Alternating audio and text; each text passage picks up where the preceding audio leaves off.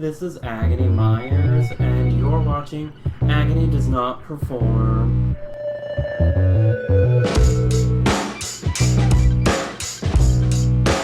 Hi.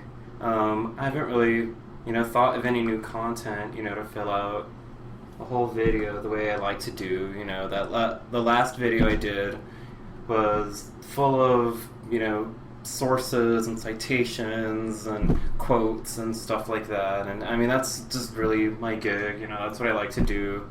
Like I said, I'm not a performer, but yeah, I've been itching to try all this new makeup I got. I got a new highlight powder, a new bronzer, a new blush, a new lipstick, just all of these things, and I haven't really had an occasion to do drag or anything for it. So what I really want to do is just kind of try that on and do the very unoriginal drag thing by, letting all of you watch me put my makeup on, and I could just blather on about myself, and, because what drag queen doesn't like talking about themselves? Been trying to transcend, but the drag media that's out there, because most of them rely on, some kind of memoir format. It's usually all, just kind of their personal story and experience with drag and how they got into it and all of that. And I've kind of tried to, think beyond that and, give my analysis of drag and just kind of think a little bit more the big picture of it, because each drag queen story is interesting. I mean, I love memoir. I love, I think that's a really great way of kind of communicating your story and getting your story out there. Memoirs do have, their useful purposes, but I think that only so much can be said about the grander scheme of drag. With every queen focusing on herself in the media they produce, when there is so much more ground to be covered. I'm not trying to harp too much on the memoir format. I mean, I'm obviously appropriating that in some way right now. I just find drag so near and dear to me, and it's such a fascinating kind of phenomena, and most of the people who study and focus on drag usually aren't drag queens themselves. And, most drag queens that are out there usually focus on actually performing and, and talking about themselves and swearing and letting people watch them do their makeup, but I'm trying to act like I'm better than them. I know I'm not, and, and who knows who's even going to care to watch this video or listen to me and everything. Keep trying to be original, but, nowadays everything is either a remake or a sequel of something. Look at the movies that are out right now. People are afraid to be original. I'm not even being original, and that's, something I really kind of strive for.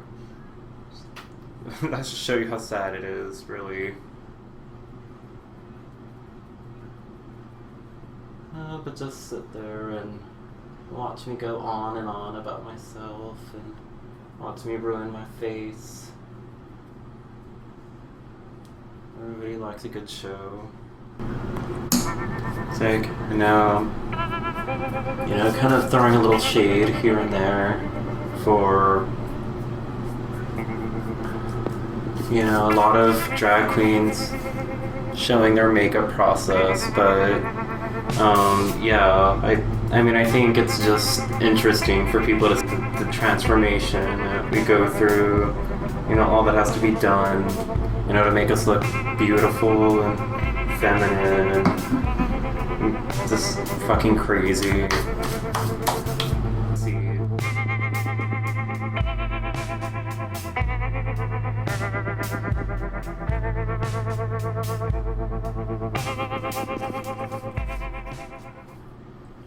Yeah, it's like just showing, letting other people see your makeup process.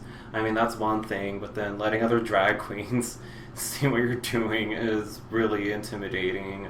Like, I've heard that so many drag race queens, after seeing themselves on national television putting on makeup and everything, usually get a professional makeup artist or just get better makeup lessons and everything, because it's one thing when you're just putting on your face and going out, in the dimly lit, bars and nightlife, and people just kind of see your face that way and they get accustomed to it and everything, versus seeing your mug under all these bright stage lights and all this stuff shining down on you, and you're getting scrutinized on a stage with a bunch of other queens, various calibers. And I mean, yeah, like that does seem pretty disconcerting. I certainly wouldn't want them to see the crap I do to my face, especially my process, because then they'll be able to point out where exactly I went wrong.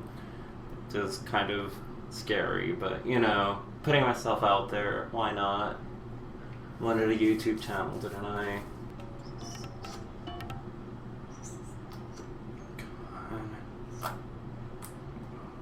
Come on, I know you got more than that.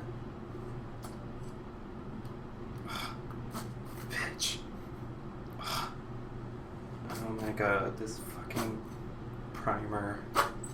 Come on, got more in there, girl. Need more primer, apparently.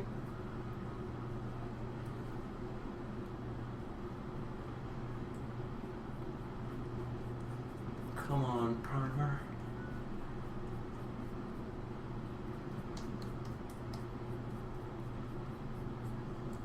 Ugh, I look orange now.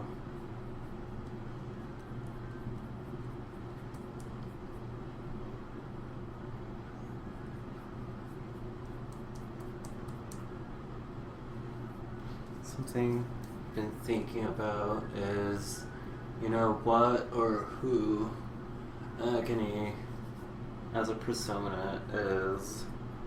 Because I'm always thinking about myself. Don't kid yourself. Like a lot of other drag queens, I'm obsessed with myself and the self that I create. And,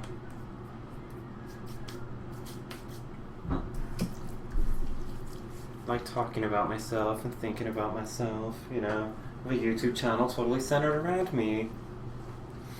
My name, I sort of wanted to riff off of the whole Marilyn Manson thing, like what, him and all his early band members did.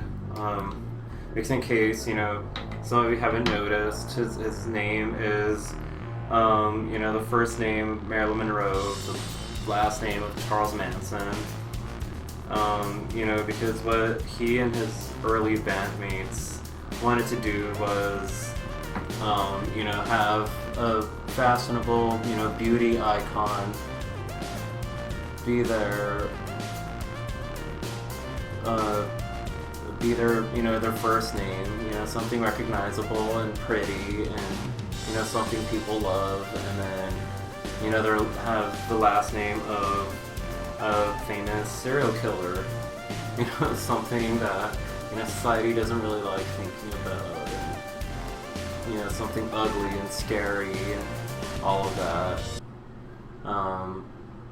So yeah, I mean, a lot of the early members did that. I mean, as Marilyn Manson started losing members and gaining new members and everything, people started doing different things, having different, little nicknames and stuff like that. I wanted to take, follow Manson's approach by, but making it, more draggy, more transgressive, whatever. So I decided, on doing the drag thing, because a lot of drag queens their names are some kind of play on words, like Hedda Lettuce and, Sherry Vine, stuff like that. I kind of wanted to do that, but use a word that means something just, dreadful and terrible, everything, and then, just kind of pair that with a famous movie slasher's last name. The word agony, with all its, context and meaning removed, I always just thought was, the most gorgeous kind of, name for a girl. Like, I don't know, I always just imagined if agony didn't mean what it meant, it would be a perfectly acceptable name for a girl. And that kind of shows you how fucked up I am, but I don't know, I always just like it. I always thought it was pretty, and I always liked the idea that it sounded pretty, but it means something awful, and something that people don't like going through, and it's terrible. I also just like the novelty of introducing myself and saying, "Hi, I'm Agony."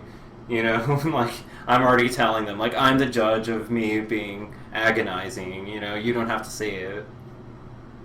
It's just, and then that wasn't even really the appeal when I started. I didn't even think about that until I started, meeting people while I was in drag, or having other drag queens introduce me, because a lot of drag queens love, using other queens, drag names in and out of drag.